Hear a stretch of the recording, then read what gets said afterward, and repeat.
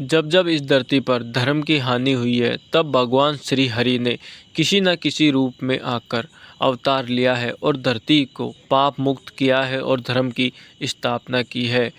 उन्हीं में दो अवतार जिन्हें हिंदू धर्म में सर्वाधिक महत्व दिया जाता है, प्रभु श्री राम और भगवान श्री कृष्ण हैं। लेकिन दोस्तों, आपको ये जानकर हैरानी होगी कि भगवान श्री हरि के ये दोनों अवतार, जिनकी परिस्थितियां आपस में भिन्न हैं, आज हम भगवान श्री राम और भगवान श्री कृष्ण के बीच कुछ भिन्नताएं आपको बताने जा रहे हैं, जो शायद ही आज से पहले आपने देखी होगी। तो बने रहिए वीडियो के अंत तक।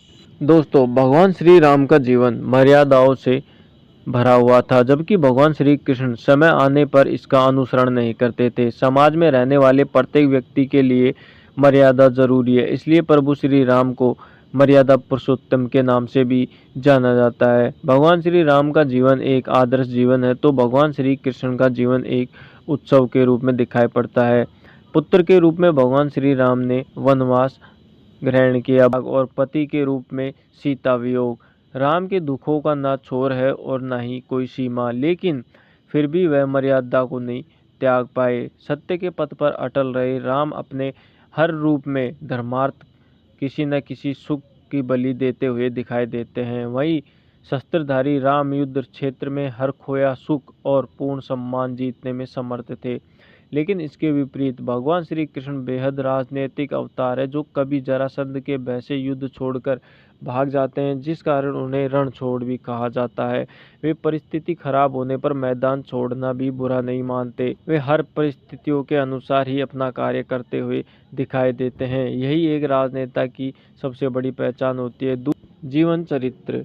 भगवान राम का जीवन एक गीता के समान है, कहे कि धर्म सम्मत है, जबकि कृष्ण का जीवन हमें शिक्षा देता है कि धर्म रक्षार्थ कई बार धर्म विरुद्ध आचरण करना पड़ता है, अर्थात धर्म के लिए कभी कभी हमें गलत रास्तों पर भी जाना पड़ता है। दरअसल भगवान श्री राम अपने जीवन दर्शन और व्यवहार में मर्यादाओं का उल्लंघन नहीं करते, जबकि भगवान श्री कृष्ण जीवन दर्शन और व्यवहार के बहुआयामी पक्ष में रहते हैं। भगवान श्री राम की जीवन शैली आपको जीवन में बाधाओं से उबरने का मार्ग दिखाती है। वहीं दूसरी ओर भगवान श्री कृष्ण की जीवन शैली सुखी जीवन की प्रेरणा सिखाती है।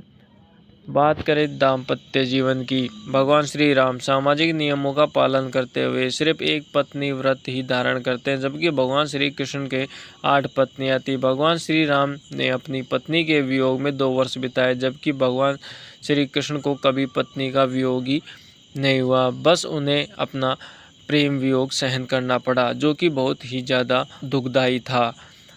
कृष्ण का विवाह कई विभिन्न परिस्थितियों में हुआ था, परंतु भगवान राम ने मुरली और रास माधुर्य नहीं दिखाया, एक पत्नी व्रत धर्म रखा। भगवान राम ने सबके प्रेम निवेदन को ठुकरा दिए। भगवान श्री कृष्ण ने प्रेम केवल राधा जी से किया, लेकिन विवाह रुक्मणी, सत्यभामा, जामवंती, कालिंदी इत्यादि से किया था।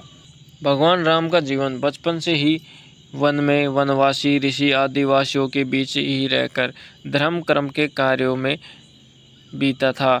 उन्होंने ऋषियों की रक्षार्थ करके असुरों का वध किया और वनवासियों को शिक्षित और संगठित किया।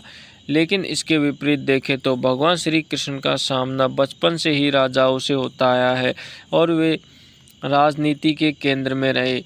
राम महलों में पैदा हुए, पले बढ़े, बाद में वनवास किया। भगवान श्री कृष्ण का जन्म जेल में हुआ और बाद में उन्होंने महल का सुख अनुभव किया। बंदी गृह में जन्मे कृष्ण को शैशव में ही दांव पेच की विभीषिकाओं से जूझना पड़ा।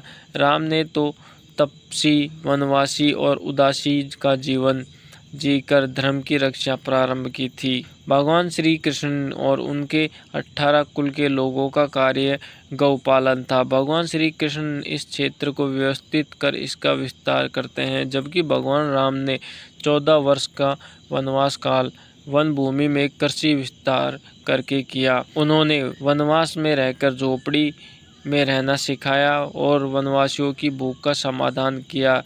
भगवान श्री राम की कर्म भूमि पूर्वी और दक्षिणी भारत है, जबकि भगवान श्री कृष्ण की कर्म भूमि उत्तर और पश्चिमी भारत मानी जाती है।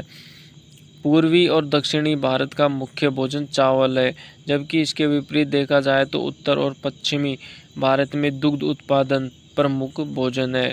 सर्वशक्तिमान हनुमान जी, अंगद, लक्ष्मण, सुग्रीव, जामंत जैसे लोग भगवान श्री राम के भक्त माने जाते हैं। प्रभु श्री राम की भक्ति को स्वयं भगवान शिव भी करते हैं। कहते हैं कि भगवान श्री राम का एक बार लिया गया नाम भगवान विष्णु के सहस्त्र नामों के बराबर होता है। दूसरी ओर भगवान श्री कृष्ण को भगवान समझने के लिए अर्जुन और बलराम को भी वक्त लगा, तो दूसरे की बात करना तो व्यर्थ है। श्री कृष्ण तो अपने भक्तों के भक्त थे। भक्ति के वे सारे मार्ग जो दूसरी ओर जाते हैं, वे सभी घूमकर श्री राम की ओर ही आ जाते हैं। श्री कृष्ण का सहयोग भी भगवान हनुमान ने किया था, क्योंकि श्री कृष्ण राम ही तो थे। भगवान राम की युद्ध नीति और कृष्ण की युद्ध नीति में बहुत अंतर था। प्रभु श्री राम ने अपने सम्मान की लड़ाई लड़ी, जबकि भगवान श्री कृष्ण की लड़ाई अपने लिए नहीं बल्कि धर्म की रक्षा के लिए लड़ी गई थी। भगवान राम ने रावण को मारने के लिए कई तरह की कठिनाइयों का सामना किया। सेना के गठन और समुद्र पार करने से लेकर महाशक्तिशाली रावण पुत्र मेघनाद, उसके भाई कुंभकर्ण जैसे महान राक्षसों का वध किया। लेकिन भगवान श्री कृष्ण के पास खुद की सेना थी, जिसे उन्होंने कौरव पक्ष को दे दी और खुद पांडवों की ओर से लड़े। भगवान राम को रावण के छल और उसके मायावी शक्तियों का सामना करना पड़ा, लेकिन भगवान श्री कृष्ण को छल करने वालों के साथ छल का ही सहारा लेना पड़ा। भगवान राम ने एक एक करके वन में और अन्य जगहों से पापियों का, असुरों का समय समय पर विनाश किया, लेकिन भगवान श्री कृष्ण ने सभी को एक जगह एकत्रित करके उनका संहार किया। भगवान राम का चरित्र सर्वथा अनुकरणीय है। भगवान श्री कृष्ण का चरित्र देखा जाए तो चिंतनीय है। भगवान राम का जन्म कहते हैं कि त्रेता युग में हुआ, चैत्र शुक्ल नवमी को दिन से ठीक 12 बजे हुआ था, जबकि भगवान श्री कृष्ण का जन्म द्वापर युग में भादो के कृष्ण पक्ष अष्टमी को रात्रि के 12 बजे हुआ। जहां राम के जन्म के समय चारों ओर उजाला ही उजाला था, वहीं भगवान श्री कृष्ण के जन्म के समय घनघोर अंधेरा था। भगवान राम का जन्म महलों के अंदर हुआ, जबकि भगवान श्री कृष्ण का जन्म जेल के अंदर हुआ। भगवान राम श्याम वर्ण के थे, भगवान श्री कृष्ण काले वर्ण के थे।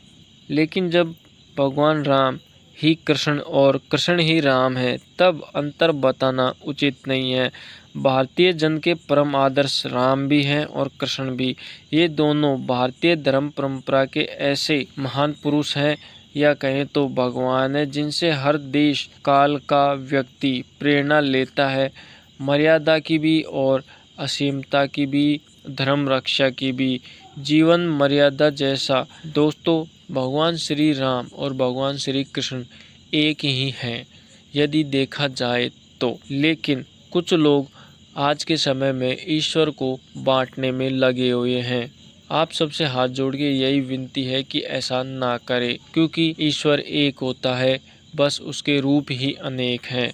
यदि आपको हमारी वीडियो अच्छी लगी तो इसे लाइक करें, शेयर करें, कमेंट में जय श्री हरिहर अवश्य लिखें। धन्यवाद।